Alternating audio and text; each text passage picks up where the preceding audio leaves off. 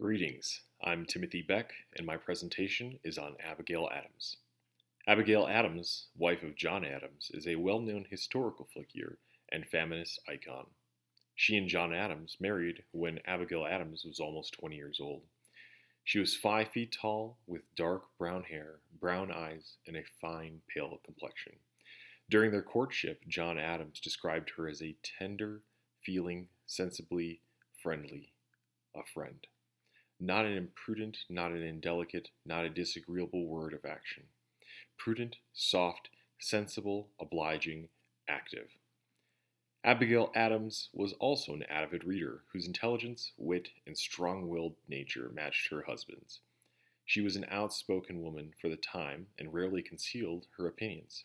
Despite this, Abigail and John were openly affectionate in their letters to each other. When conflict with England began, Abigail Adams supported her husband's efforts. She said, "You cannot be, I know, nor do I wish to see you, an inactive spectator. We have too many high-sounding words, and too few actions that correspond with them." During the War for Independence, her husband was called away for most of the time. By 1777, the Adams had been married 14 years, but had only been able to live together for half of that. And by the end of the Revolutionary War, most of their marriage had been spent apart. Despite this separation, David McCullough described her as every bit as hardworking as her husband and no less conscientious about whatever she undertook. Throughout her life, Abigail would do her own sewing, baking, take care of their livestock, and even churn her own butter. During the war, her actions were no different. McCullough described her behavior in his book on John Adams, saying she scrimped, saved, wove her own wool, made the family's clothes, determined her not only to stay free of debt, but to make improvements. She would do her part in her way, as a patriotic duty, but also because it was expected of her in his absence. "I believe nature has assigned each sex its particular duties and sphere of action," she would write, "and to act well your part, there all the honor lies."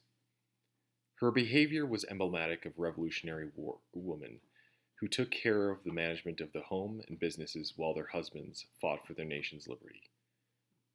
Abigail Adams even took to purchasing states notes, government securities which could yield up to 24% a year.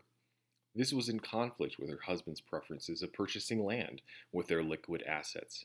Yet from her profits, she would donate much to those less fortunate than herself, specifically poor widows. Despite their disagreements in investing, Abigail Adams was a wholehearted supporter of her husband, often defending him in correspondences with other leading figures of the day.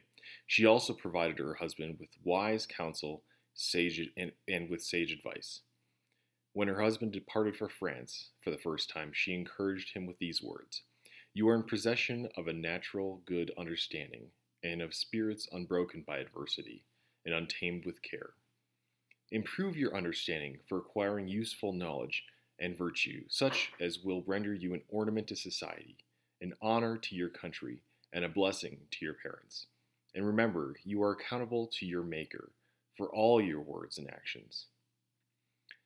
Abigail Adams was truly a remarkable woman, and a beacon of the potential women could fill in America's new nation. Thank you.